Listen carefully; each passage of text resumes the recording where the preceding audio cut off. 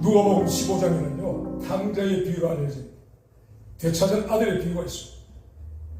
아버지의 재산을 가지고 타국을 가서 나쁜 친구들과 함께 그리고 창교와 덕으로 그 모든 재산을 탕전하고 거지가 되어 돌아오는 둘째 아들을 아버지가 맞이하였어.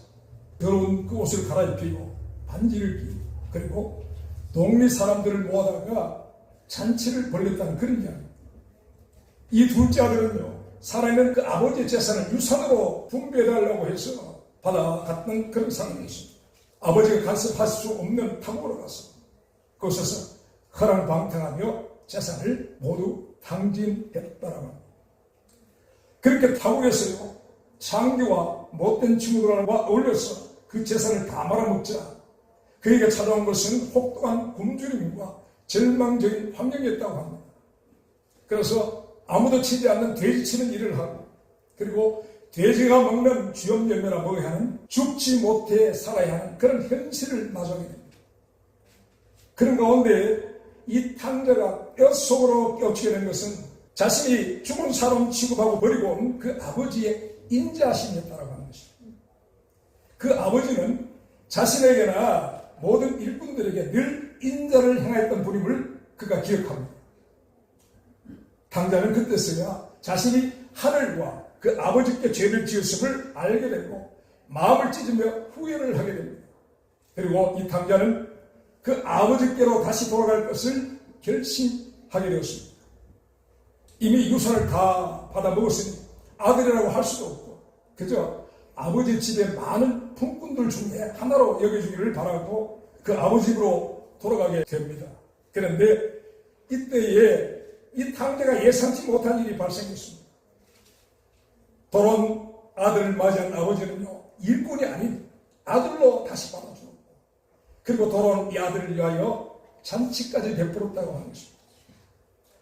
아버지를 떠나 죄 가운데 방탕하다가 회개하고 아버지께로 돌아왔을 때 그 탕자를 다시 아들로 받아주시는 그 아버지의 인자심이 나타난 이 예화는요 여기까지 참으로 가슴 훈훈하고 참 감동스러운 내용입니다. 근데 여러분 이 예화는 이것이 끝이 아닙니다. 이 예화는 뒤끝이 있습니다. 마지막에요 탕자 형이 등장하는데 이 탕자와 그 아버지와의 관계 속에서 나눈 그런 이야기가 거기에 있습니다. 여기서 여러분은요 제가 들은 이 말씀에 감정을 이입하기 위해서 여러분은 이 맏아들의 입장이 되어서 제 이야기를 들어주시기 바랍니다. 아버지의 맏아들 곧 탕자 형은요 착실한 사람이었습니다. 그는 여느 때처럼 밭에 나가서 열심히 일을 하고 있었습니다. 요즘 아버지는 말썽을 부리다가 아버지 재산을 받아 집을 나가버린 불량했던 그 아들 때문에 근심하고 있었는데요. 자신은 솔직히 나쁜 동무들과 어울려 끊임없이 문제를 일으키던 동생이 타국으로 떠나버리자 마음이 홀가분했습니다. 그러나 아들은 그 근심하는 아버지의 눈치를 살피며 자기의 자리를 지키고 더욱 열심히 일하고 아버지 집을 돌아왔습니다. 그런데 그런 중 어느 날 밭에서 돌아오는데 난데없이 집에서 잔치 소리가 막 나더라는 것입니다. 잔치할 만한 일이 전혀 없는 집에서 풍악 소리가 나는 것을 듣고 이 아들은요 한 종을 불러서 이게 무슨 일인가를 묻습니다. 그런데 그 종이 말합니다. 당신의 동생이 돌아왔으며 당신의 아버지가 그의 건강한 몸을 다시 맞아들이게 됨을 인하여 살찐 송아지를 잡았나이다 라고 그렇게 말해줍니다. 그런데 이 아들은요 그 소리 듣는 순간 이 아들은 분노를 하게 됩니다. 그리고 너무나 분한 마음에 잔치가 벌어지는 그 집으로 아버지 집으로 들어가지 않았다고 하는 것입니다. 이런 맏아들의 이야기를 들은 아버지가 그 마음이 상한 아들을 달래려고 그 아들에게 나왔습니다. 그러자 이 아들은요 그 마음에 쌓인 울분을 그 아버지께 토해냅니다. 내가 여러 해 아버지를 섬겨 명일 어김이 없었거든 내게는 염소 새끼 한 마리라도 주어 나와 내 것으로 즐기게 하신 일이 없더니 아버지의 살림을 창기와 함께 먹어버린 이 아들이 돌아오며 이를 위하여 살찐 송아지를 잡으셨나이다 라고 그렇게 이야기합니다.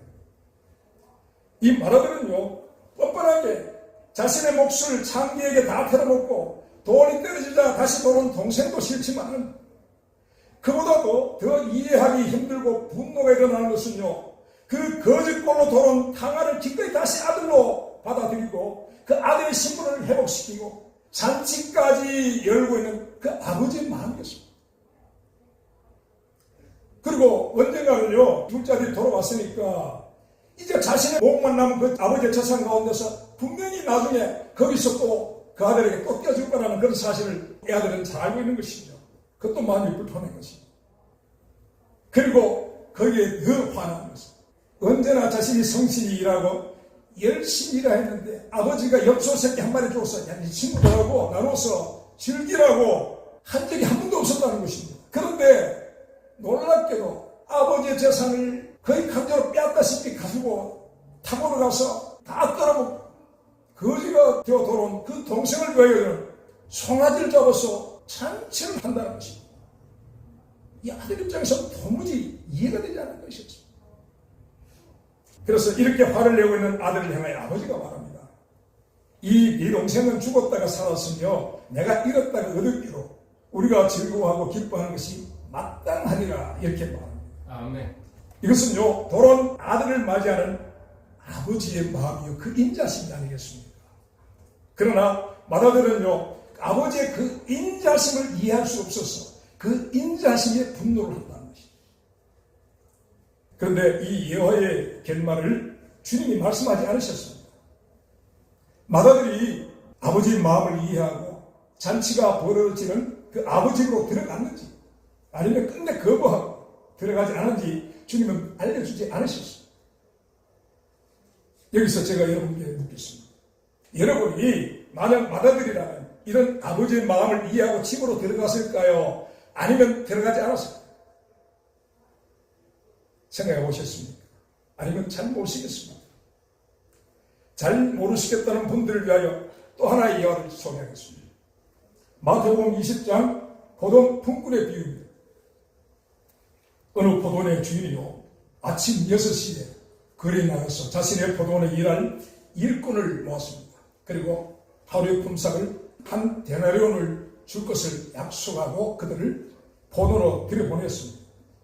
그리고 일꾼이 또 부족해서 아침 9시에서 또 일꾼을 모아서 들여다보내고 12시에도 그렇게 들여다보내고 오후 3시에도 그렇게 했습니다.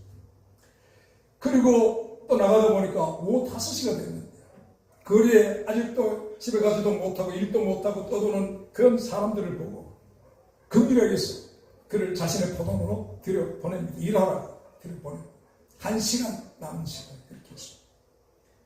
그리고 마침내 하루 일과가 끝났는데요, 주인은 그 일했던 일꾼들 모두 모으고 품삯을 지불합니다. 먼저 오후 5시에 들어서 1시간 일한 일꾼에게 한 데나리온을 지불했습니다. 한 데나리온은 노동자가 일한 하루 품삯이 한 데나리온입니다. 그런데 이 1시간 일한 일꾼에게 포도원 주인이 하루의 품삯을 그냥 줬습니다. 그리고 오후 3시에 들어서 3시간 일한 일꾼에게도, 그리고 12시에 들어서 6시간 일한 일꾼에게도, 그리고 아침 9시에 들어서 9시간 일한 일꾼에게도 그렇게 한 데나리온을 지불합니다. 그리고 마지막으로 아침 6시에 들어서 12시간, 아침 6시부터 오후 6시까지 12시간 일을 한 품꾼들의 차이가 되게 되는데요. 이때 이 품꾼들은 기대에 부풀어 있었습니다. 왜냐하면 자신들은 분명히 더 받을 것이라고 생각했기 때문입니다. 1시간 일한 사람에게 한 데나리온을 주었다면 자기는 12시간 일한 것이 아니겠습니까? 아침부터 시작해서 끝까지 일한 자신들에게는 그 주인이 분명히 더 줄 거라 그들은 확신을 하고 있었습니다. 그런데 그들의 일하는 기대는요, 순식간에 분노로 바뀌게 됩니다. 왜냐하면요, 오후 5시에 들어온 품꾼에게 한 데나리온을 준 그 포도원 주인이요, 자신들에게도 동일하게 한 데나리온을 주더라는 것입니다. 분명 아침에 한 데나리온 약속을 하고 포도원에 들어오면서 그들은 기쁨이 충만했습니다. 오늘 공칠지도 모르는데 아침에 바로 이렇게 일할 수 있게 돼서 얼마나 기뻤겠습니까? 집에 갈 때 뭐 이렇게 식구들이 먹을 양식을 이렇게 준비하고 하는 그런 기쁨으로 분명히 가득했었는데요. 그런데 그들이 정작 그 약속받은 한 데나리온을 지급을 받았지만은, 그러나 그 시작할 때의 그 기쁨 다 사라지고 그들에게는 분노로만 가득했다는 거죠. 먼저 온 자들이 와서 더 받을 줄 알았더니 저희도 한 데나리온씩 받건을 받은 후 집주인을 원망하여 가되, 나중에 온 사람들은 한 시간만 일하였거늘 저희를 종일 수고와 더위를 견딘 우리와 같게 하였나이다. 주인을 지켜라는 말이 아니죠. 원망하고 불평하는 말이죠. 여러분, 이 품꾼들은요, 포도원 주인이 한 시간만 일한 그 품꾼에게 베푼 선의를 그들은요, 그들에게 행하는 악으로 받아들였다는 것입니다. 이해되십니까? 이때 포도원 주인이 그들을 행하여 말합니다. 친구야, 내가 네게 잘못한 것이 없노라. 너와 나와 함께 한 데나리온을 약속하지 않았느냐. 내 것이나 가지고 가라. 나중에 온 사람에게 너와 같이 주는 것은 내 뜻입니다. 내 것을 가지고 내 뜻대로 할 것이 아니냐. 내가 선함으로 네가 나 악하게 보느냐라고 그들을 꾸짖었습니다. 여기서요, 여러분은 누구의 입장에 공감을 하게 되십니까? 솔직하게 품꾼의 마음에 공감을 하십니까? 아니면 포도원 주인의 마음에 공감을 하십니까?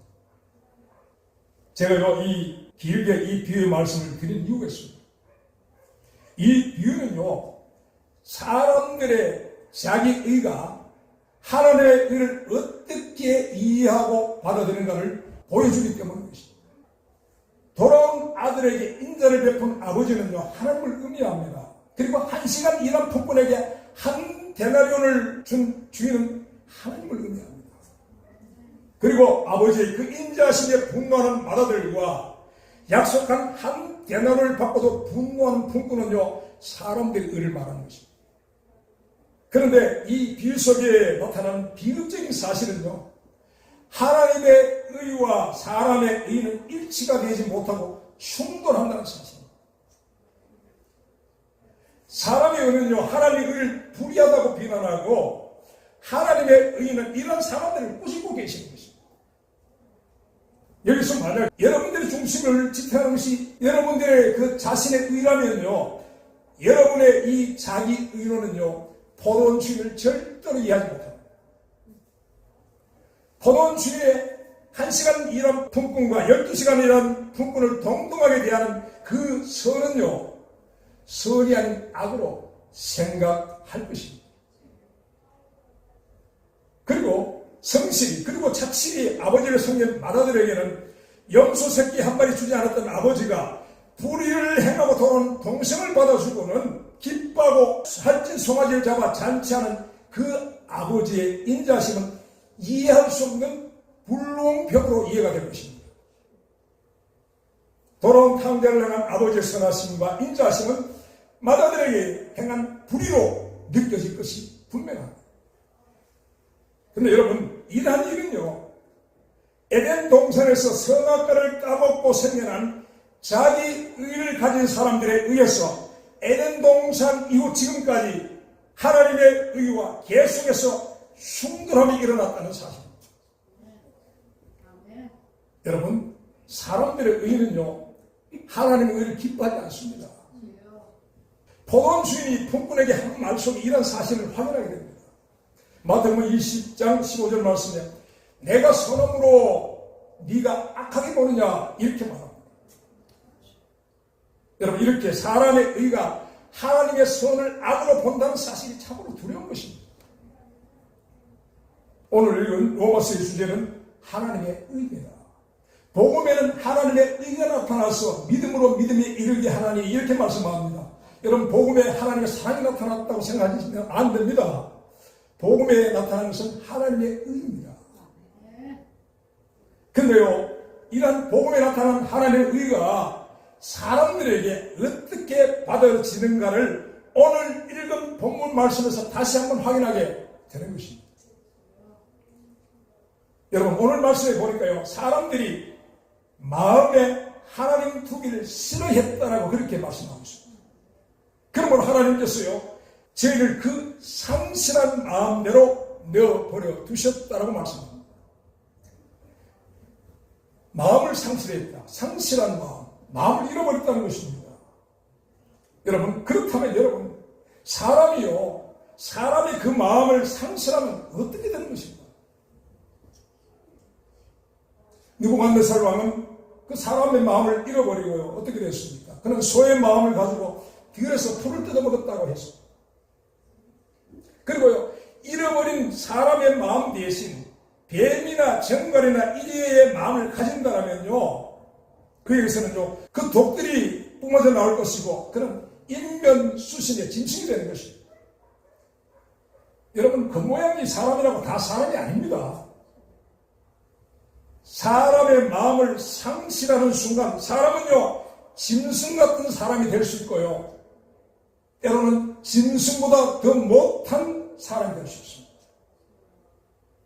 그렇다면 여러분, 사람들은 왜 자신의 창조주를 마음에 두는 것을 싫어하게 된 것일까?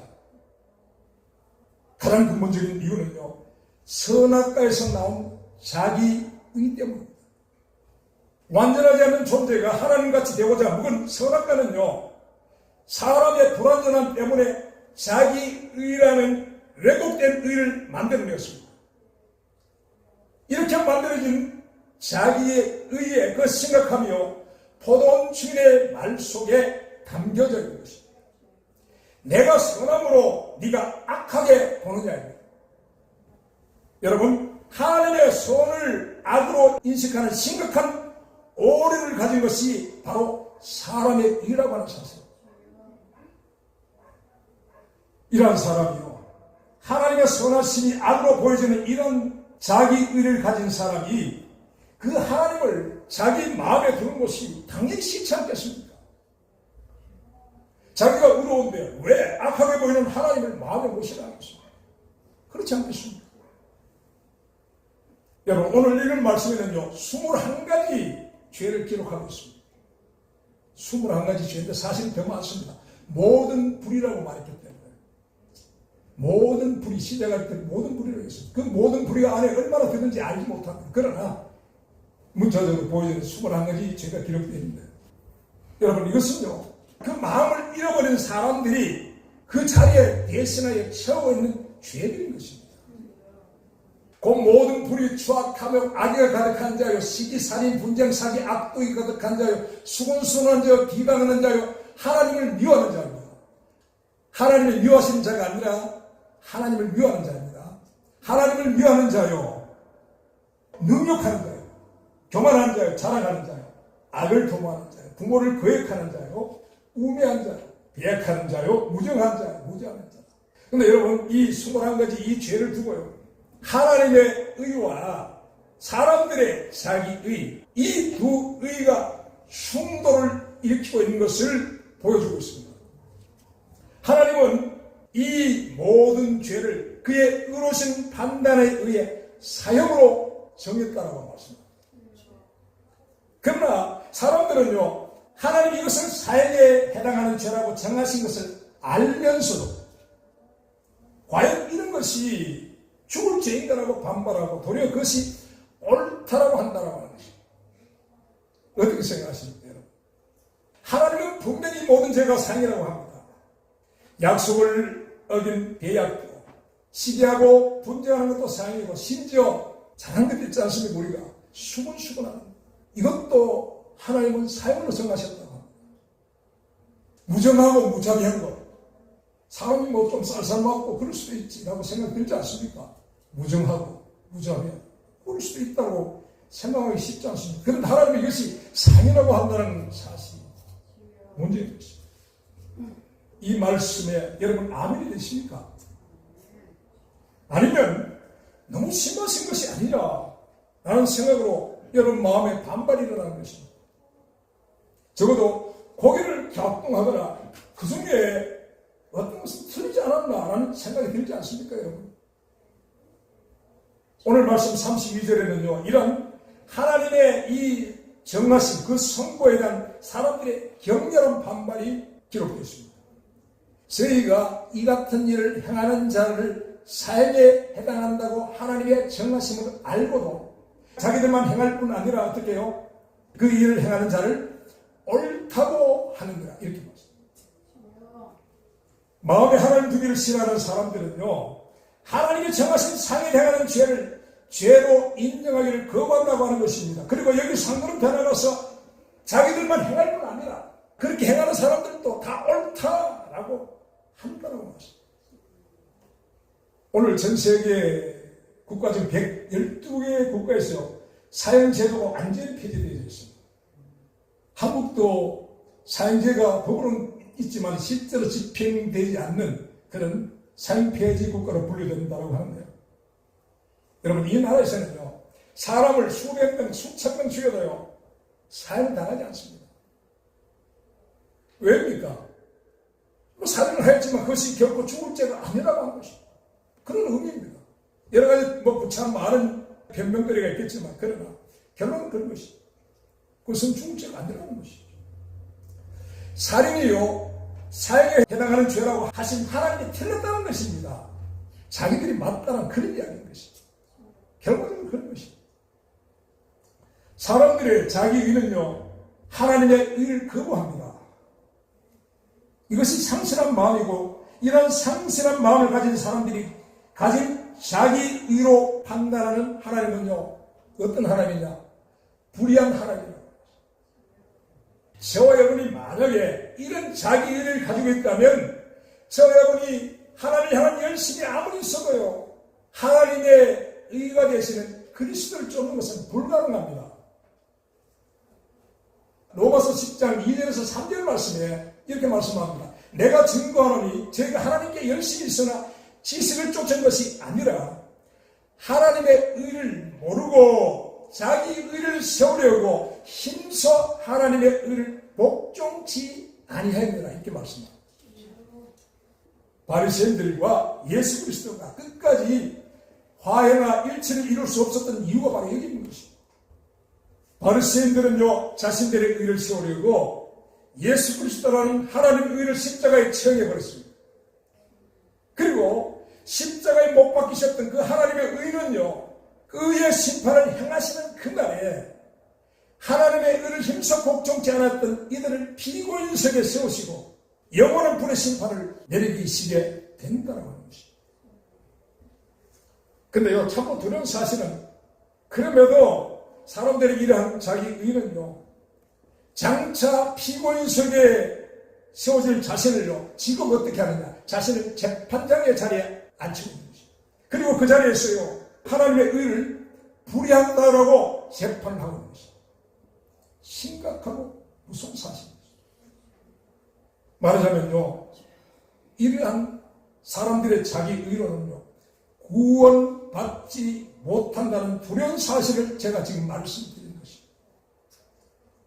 누구든지 나를 따라오려거든 자기를 부인하고 자기 십자가를 지고 나를 쫓을 것이다, 이렇게 말씀하셨습니다.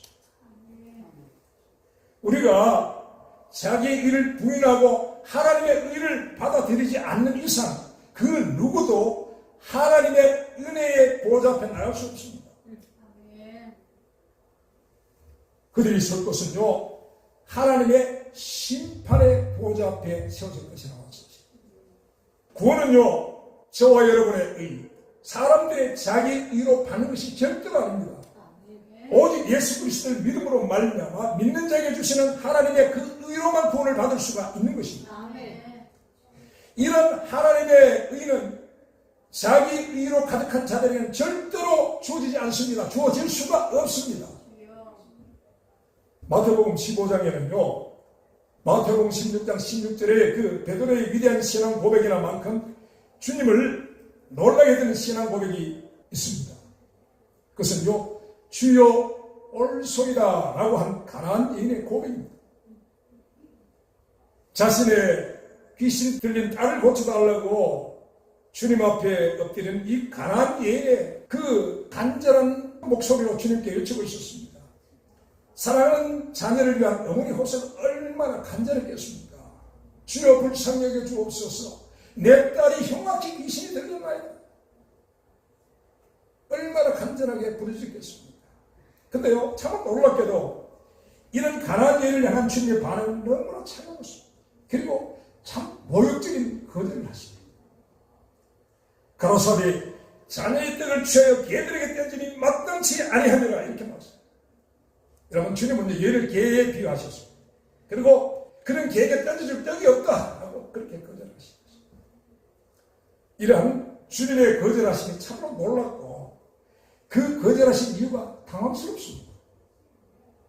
그런데 여러분 이러한 주님의 차가운 거절보다 더 놀라운 것은 주님께 개처럼 대우를 받은 이 강한 여인의 반응이라고 하는 것입니다.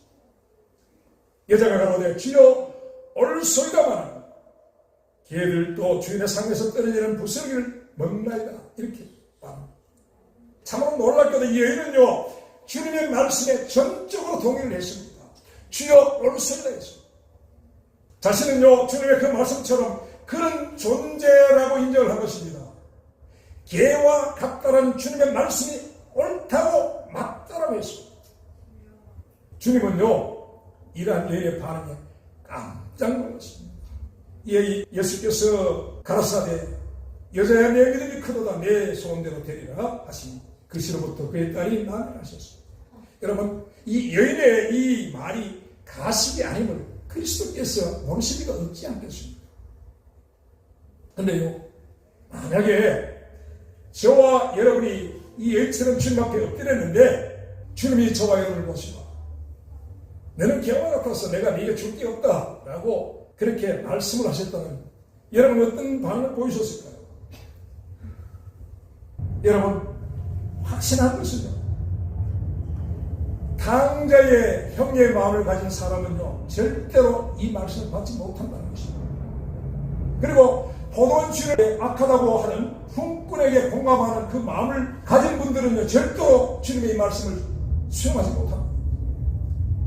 그리고 오늘 읽은 21가지 죄가 사형에 해당한다고 하는 말씀을 인정하지 못하는 이들도요 주님의 이 말씀을 절대로 받을 수가 없습니다.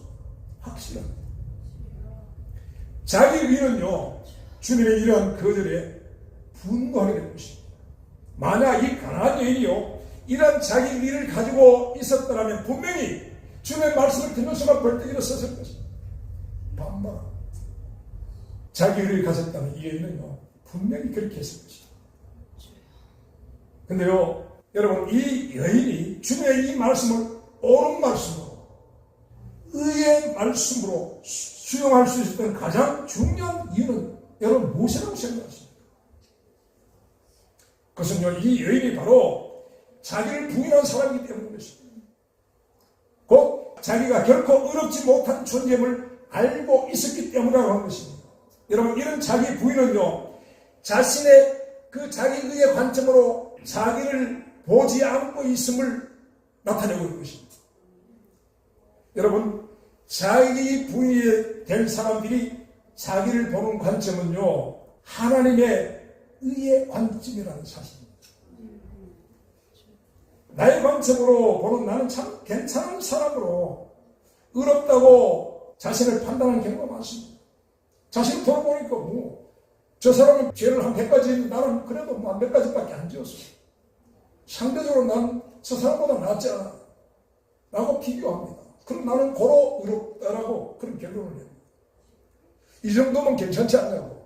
인품도 생긴 것도 이 정도 하면 내가 나온 데 꿀릴 게 있어 하고 자기를 아주 자화자찬하고 자기 관점으로 볼 때 분명히 그렇게 보여진다는 것입니다. 그런 경우가 대부분이에요. 그런데 여러분 진리의 눈 하나님의 말씀의 관점으로 보게 되는 나는요 완전히 다른 나를 보게 된다고 하는 것입니다. 여러분 우리의 어떠함을 비춰주는 이 진실의 빛은 하나님의 의에 비친 것을 믿으시기 바랍니다. 바울이라는 사람이요 그 빛 가운데서 본 자신은요 어떤 사람이었습니까? 만삭되지 못하고 난 자요 죄인 중에 예수였습니다. 선지자 이사야가 본 자신은요 입술이 분명한 자였습니다. 화로다 나의 망하게 된 사람이었습니다.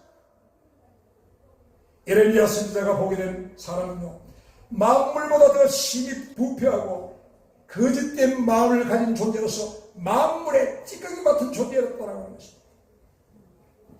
에스겔 선지자가 본 인생은요 에스겔 꼴짝이에 말라서 늘려져 있는 그런 마른 뼈들에 불과했다고 합니다. 그리고 주님의 빛 가운데 자신을 본 가나안의 여인은요, 자신은 죽은 개와 같은 존재라고 인정을 하게 된다는 것입니다. 여러분, 하나님의 의에 드러난 우리의 모습이 이러한 허물과 죄로 죽어 있는 모습이라고 하는 것입니다. 여러분, 이것은요, 진리가 우리를 조명해 주실 때 볼 수 있는 저와 여러분들의 신실한 모습이 이러하다는 것입니다. 여러분, 알고 보니요, 우리의 모든 인생은 하나님 앞에 잘하는 것이라고는 존재하지 않는, 그건 내세울 것이라고는 전혀 없는 무가치하고 무능력한 존재들이었다고 하는 것입니다. 저는 이것을요, 불편한 진실이라고 말합니다. 근데요, 사람들은 이러한 사실을, 이러한 진실을요, 인정하기 힘들어합니다. 그리고 거부하고 반발합니다. 그래서 이 빛이 싫어서 더 깊은 어둠 속에 숨는 자들이 많이 있습니다. 여기서 빛의 자녀들과 어둠의 자녀들이 나눠집니다. 빛의 자녀들은요, 빛 가운데 드러난 자신의 불편한 모습을 인정합니다. 그리고 고통스럽고 부끄럽지만 더욱 자신의 불편한 진실을 드러내는 그 빛으로 나가고자 합니다. 그러나 어둠의 자녀들은요, 자신들의 그 진실을 드러내는 이 빛을 싫어합니다. 증오합니다. 이를 드러냅니다. 의롭지 못한 자신을 적나라하게 드러내는 그 빛을 미워하고 그 빛이 틀렸다고 합니다. 여러분, 이러한 빛에 대한 반응을 보면서 우리는요, 그 사람이 회개하는 자인지 회개하지 않는 자인지를 정확하게 우리가 분별할 수가 있는 것입니다. 여러분, 주님이 오르셔야 합니다. 그분께서요, 저에게 무슨 말을 하실지라도 주님이 오르실 것입니다. 절대적으로 그래야 합니다. 왜냐하면 그것이 진실이고 사실이기 때문입니다. 그리스도의 빛 앞에서요, 나의 무지를 인정하고 나의 불의를 인정하고 나의 허물과 죄를 인정해야 합니다. 맹세를 하라는 것이 아닙니다. 진리 앞에서 나의 틀렸음을 인정하라는 그런 말씀입니다. 그리고 이것이 회개요 믿음입니다. 시편 51편 3절에서 4절 말씀에 대저 나는 나의 죄가를 아오니 내 죄가 항상 내 앞에 있나이다. 내가 주께만 범죄하여 주의 목전에서 악을 행하였사오니 주께서 말씀하실 때 의로시다 하고 판단하실 때에 순전하시다 하리이다 라고 하는 다윗의 회개의 시편의 말씀입니다. 여러분, 우리가 이 말씀 속에서요, 다윗이 한 회개가 어디까지 이르는지, 어느 지경에까지 이르는지를 보여주고 있다고 하는 것입니다. 다윗의 고백은 그렇습니다. 주께서 자신에게 어떤 말씀을 하실지라도 주님은 의로우신 분이라고 합니다. 주님께서 자신에게 어떤 판결을 내리시든지 주님의 그 판결은 무음하고 순전하시다고 하는 것입니다. 자신에게 지옥의 판결을 내리고 어떤 형벌의 심판을 내셔도 주님의 그 말씀은 의로우시다라고 그렇게 고백하고 있는 것입니다. 여러분, 이것이요, 자기 부인의 해결입니다. 그 해결하는 것이 그냥 아이고 잘못했습니다, 용서해 주십시오, 그렇게 모두 해결할 수는 있죠. 그러나 하나님이 받으시는 이런 근본적인 회개는 이와 같은 회개. 여러분, 이런 회개 안에서요, 다윗이나 가나안 여인은요, 동일한 믿음으로 주님께 받아들여지게 되었다고 하는 것입니다. 이러한 회개는요, 신속한 회복의 은혜를 드리게 되다는 사실입니다. 사랑하는 여러분, 이 시대의 그리스도인의 믿음은 참으로 많은 경우에 위험합니다. 잘 믿는다고 하는 그 많은 사람들에서 발견되는 것은요, 하나님의 의가 아닙니다. 자기 의로 충만하다는 것입니다. 여러분, 이런 자기 의의 특성은 자랑과 교만입니다.